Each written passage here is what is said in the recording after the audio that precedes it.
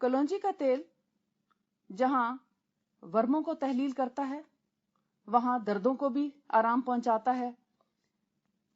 کلونجی کا تیل anti bacterial, anti fungal, anti allergy اور اینٹی انفلیمیٹری پراپرٹیز رکھتا ہے.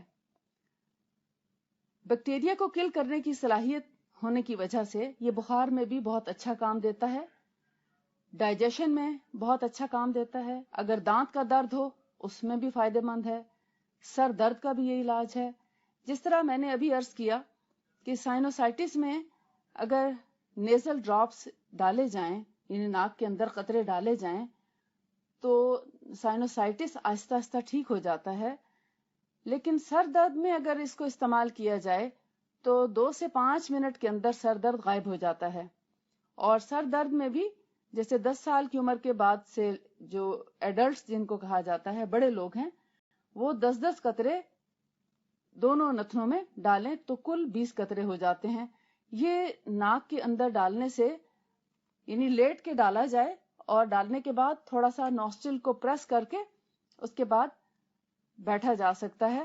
اور یہ تھوڑے سے کڑوے ضرور لگتے ہیں مگر جن کو شدید سر میں درد ہوتا ہے ان کو اس کی کڑواہٹ کچھ نہیں کہتی.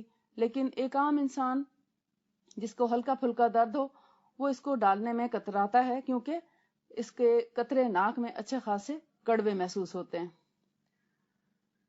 اگر دانت میں درد ہے تو تھوڑی سی روئی پہ لگا کر اس کو اگر مسوڑے پہ ملنے کے بعد اس دانت پہ رکھ دیا جائے تو 5 منٹ میں دانت درد کا آرام آ جاتا ہے. نیزل کنجیشن میں بھی اسی طرح ناک کے ارد گرد بھی لگا دیا جائے اور تھوڑا سا ناک کے اندر بھی لگا دیا جائے تو یہ فائدہ دیتا ہے. کولڈ اور فلو میں بھی ناک کے ارد گرد لگانے اور پینے سے بھی فائدہ ہوتا ہے. اسکن الرجیز میں اور ہیئر گروتھ میں بھی اس کا بہت بڑا رول ہے. اسکن الرجیز میں جہاں پھوڑے پھنسیاں یا انفیکشنز زیادہ ہوتے ہوں خاص طور پر بالوں والی جگہ خواہ کوئی بھی ہو وہاں اگر پھوڑے پھنسیاں یا بوائلز بنتے ہیں اور پس والے دانے بن جاتے ہیں تو ان پر اگر اس کو مسلسل استعمال کیا جائے اور 6-7 دن تک اگر آپ استعمال کر لیں تو وہاں پر کوئی پس کا نام و نشان نہیں رہتا اور وہ دانے پھٹ کر پس باہر نکل کے بالکل صاف ہو کر اور درستی کی طرف آ جاتے ہیں.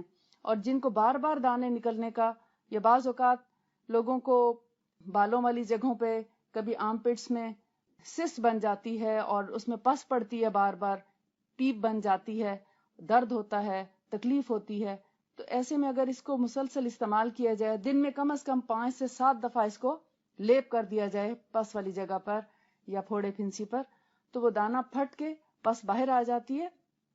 اور اس کے بعد وہ اس کو مسلسل لگائے رکھیں تاکہ کسی قسم کا کوئی اور انفیکشن نہ ہونے پائے. آپ بغیر کسی اور دوا کے ایسے پس والے دانوں کو صرف بلیک سیڈ آئل سے درست کر سکتے ہیں.